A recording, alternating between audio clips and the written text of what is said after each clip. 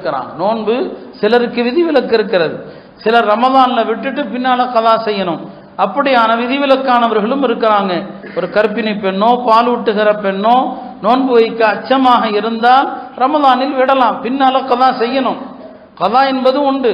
ரமதான்ல ஒருவர் நீண்ட பயணம் தவிர்க்க முடியல, ரமதான்ல பயணத்தை தவிர்க்க வேண்டும், பயணம் கட்டாயம், பயணத்தில் நோன்பு வைக்க சக்தி இல்லை அப்படின்னா நோன்பு விடலாம், பின்னால கதா செய்யணும். சில பேர் இருக்கிறாங்க, அவங்களுக்கு நோன்பு வைக்கிற சக்தி அறவே இல்லாமல் போன முதுமை என்கிற நோய்க்கு உட்பட்டவங்க. முதுமை, நோன்பு வைக்கிற சக்தியோ வலிமையோ அவங்க உடம்புல கிடையாது. அவர்கள் நோன்பை விட்டுட்டு நோன்புக்கு பதிலாக ஃபிதியா என்கிற தர்மத்தை அவங்க கொடுக்கணும். அறவே நோன்பு வைக்க முடியாதவங்க, நோன்பே அவங்களால முடியாது, அந்த மாதிரியான முதுமையில் இருக்கிறவர்கள் அவர்கள் என்ன செய்யலாம், நோன்பை விட்டுட்டு அவங்களுக்கு கதா கிடையாது, ஒவ்வொரு நோன்புக்கும் ஃபிதியா கொடுக்கணும். இந்த ஃபிதியாவை பற்றி ஒன்று சொல்லி சொல்கிறேன். ரொம்ப பேர் என்ன செய்கிறாங்கன்னா, ரமதான் ஆரம்பிக்கிறதுக்கு முன்னாலேயே தன்னால் நோன்பு வைக்க முடியாது அப்படின்னு நினைக்கிறவர்கள், யாராவது ஒரு குடும்பத்திற்கு ஒரு மாதத்துக்கான ஜாமான புறம் வாங்கி கொடுத்துட்டேன், ஃபிதியா கொடுத்துட்டேன், நோன்பு ஆரம்பிக்கிறதுக்கு முன்னால் ஃபிதியா கொடுத்தால் ஃபிதியா செல்லாது. ஞாபகம் வச்சுக்கோங்க. கடமையை நேரமே வரல, டைமே வரல, டைம் வர்றதுக்கு முன்னால் தொழ முடியாதுங்க. நீங்கள் பரிகாரம் எப்போ கொடுக்கணும், அந்த வணக்கத்திற்கான நேரம் ஆரம்பித்த பிறகுதான் கொடுக்கணும். வணக்கத்திற்கான நேரம் வந்த பிறகுதான் ஃபிதியா கொடுக்கணும். ரொம்ப பேர் இப்பயே முடிச்சிடலாம். யாராவது ஒரு குடும்பத்துக்கு நான் காசை கொடுத்துட்டேன், ஃபிதியா கொடுத்துட்டேன், செல்லாது.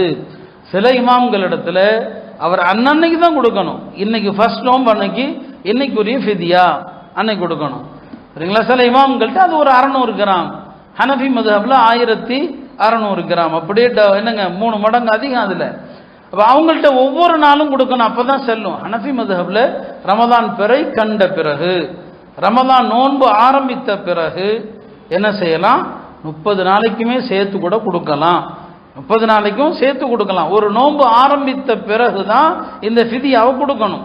அதனால இந்த சட்டத்தை தெரிந்து கொள்ளுங்க, மார்க்க சட்டத்தை தெரிஞ்சு செய்யுங்கன்னு தான் நம்ம சொல்கிறோம்.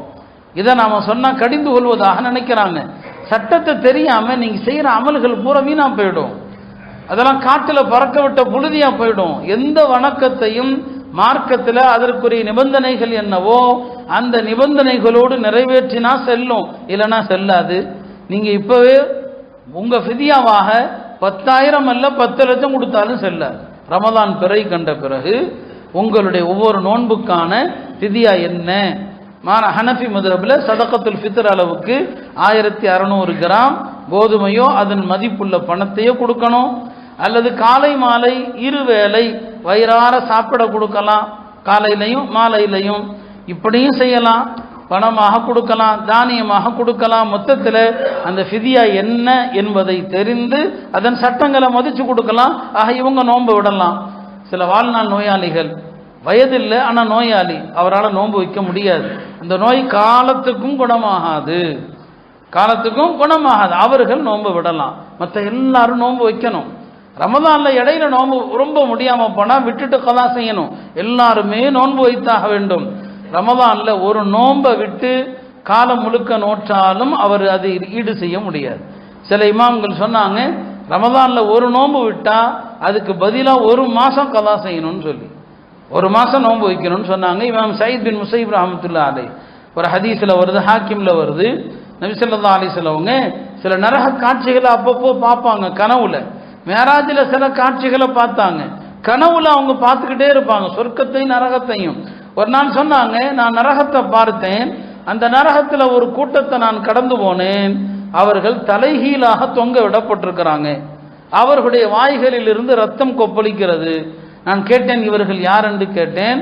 இவர்கள் எந்த விதமான காரணமும் இல்லாமல் ரமதானில் நோன்பை விட்ட பாவிகள், காரணம் இல்லாம ரமதான்ல நோன்பை விட்ட பாவிகள் தலைகீழா தொங்க விடப்படுவாங்க, அவருடைய வாயிலிருந்து ரத்தம் கொப்பளிக்கும் என்று. அருமையானவர்களே, ரமதான்ல நோன்பை விடுவது எவ்வளோ பெரிய குற்றம், அது எவ்வளோ பெரிய குற்றம். உடல் ஆரோக்கியமாக உள்ளவர்கள் எவ்வளோ தைரியமாக ரமதான்ல நோன்பை விடுறாங்க என்று ஆச்சரியமா இருக்குது. நாம் வாழுகிற இந்த காலம் வினோதங்களுடைய காலம். ஒரு பக்கம் நிறைய சிறியவர்கள் நோன்பு வைக்கிறாங்க, சின்ன பிள்ளைங்கள்லாம் நோன்பு வைக்கிறது ஒரு பக்கம், கடமையும் இல்லை அவர்களுக்கு.